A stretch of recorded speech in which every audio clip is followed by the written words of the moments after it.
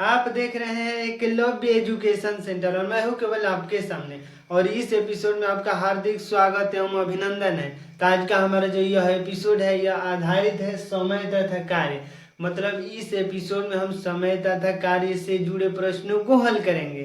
तो चलिए इस एपिसोड का शुरुआत करते हैं। और हमारे सामने यह प्रश्न है कि ए, बी तथा सी एक कार्य को क्रमशः 5 दिन, 10 दिन तथा 15 दिन में समाप्त कर सकते हैं। मतलब ए किसी कार्य को 5 दिन में, जबकि बी 10 दिन में और सी 15 दिन में समाप्त कर सकते हैं।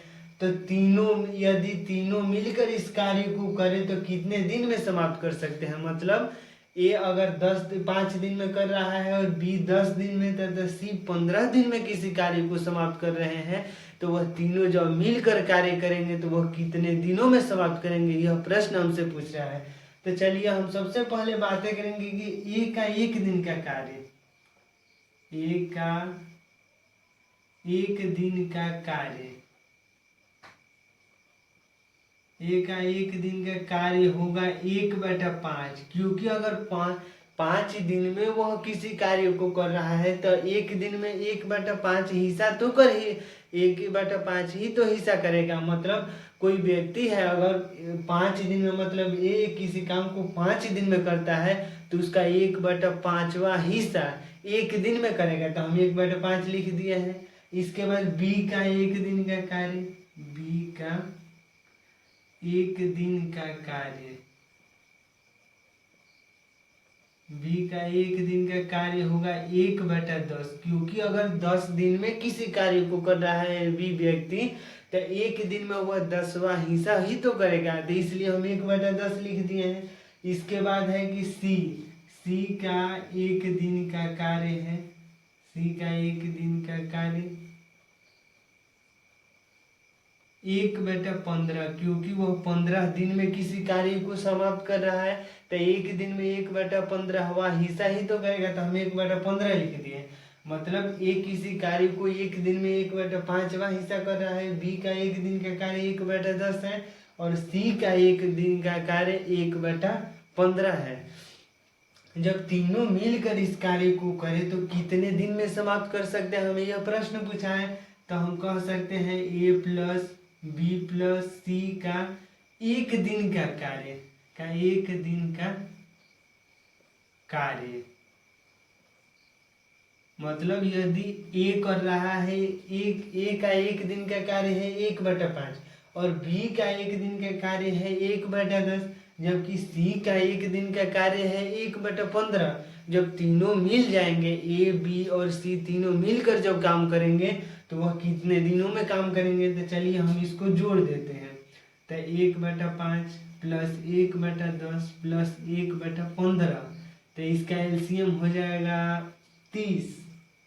हम निकाल भी सकते हैं, जैसे एलसीएम निकाले 5, 10 और 15 का। तो 2 से करेंगे तो 5, 5 और 15, तो फिर 3 से करेंगे तो 5, 5 और 5, तो फिर 5, तो 2 3 है 6, 6 5 30। तो हम एलसीएम भी निकाले तो 30 हुआ। मतलब अगर तीनों मिलकर काम करेंगे तो ए का 1 दिन का कार्य को जोड़ेंगे और बी के द्वारा किया गया 1 दिन के कार्य को भी जोड़ेंगे और सी के द्वारा किया गया 1 दिन का कार्य को भी जोड़ेंगे। तो हम जब ए बी सी का 1 दिन की कार्य की जब हम कल्पनाएं कर रहे हैं तो तीनों के कार्य को हम जोड़ रहे हैं। तो यहाँ पर है 6 प्लस 3 और प्लस 2, क्योंकि 6 5 30 तो हम 6 लिख दिए हैं, 10 3 30 तो 3 और 15 दूनी के 30 तो हम लिख दिए हैं। तो इसके बाद हुआ कि 11/30। मतलब ए बी सी का 1 दिन का कार्य जो है वो 11/30 है। तो तीनों मिलकर, मतलब तीनों ए बी और सी तीनों मिलकर ये इस कार्य को 30/11 दिन में समाप्त कर सकते हैं। मतलब 30/11 दिन में समाप्त करेंगे।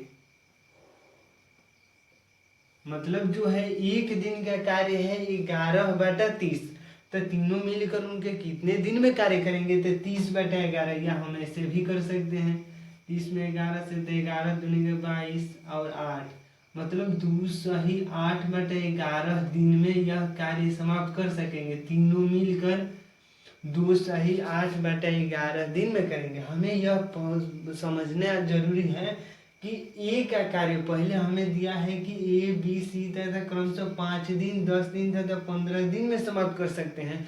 तो ए के द्वारा एक दिन का कार्य हम निकालेंगे। तो एक दिन का कार्य का मतलब 1/5। बी का एक दिन का कार्य 1/10 और सी का एक दिन का कार्य है 1/15। तो हम ए बी सी का एक दिन का कार्य जब निकालेंगे तो हम तीनों को जोड़ देंगे। तो 1/5 प्लस 1/10 प्लस 1/15।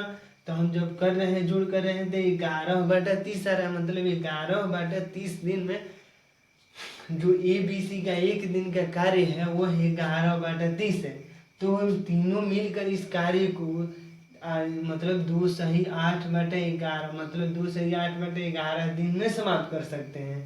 तो हम यह समझ गए कि जो 11/30 है वो एक दिन का कार्य है। तो हम तीनों मिलकर जो कार्य कितने दिन में समाप्त करेंगे, तो इसके लिए हमें पूरे दिन का पता करना है। तो हम 30/11 कर देंगे। यह एक दिन का है तो पूरे दिन के लिए उल्टा कर देंगे। तो 2 सही 8/11 दिन में यह ए बी सी मिलकर किसी एक कार्य को समाप्त कर सकते हैं। तो आज के इस एपिसोड में बस इतना ही। हमें दीजिए इजाज़त। धन्यवाद। Thank you.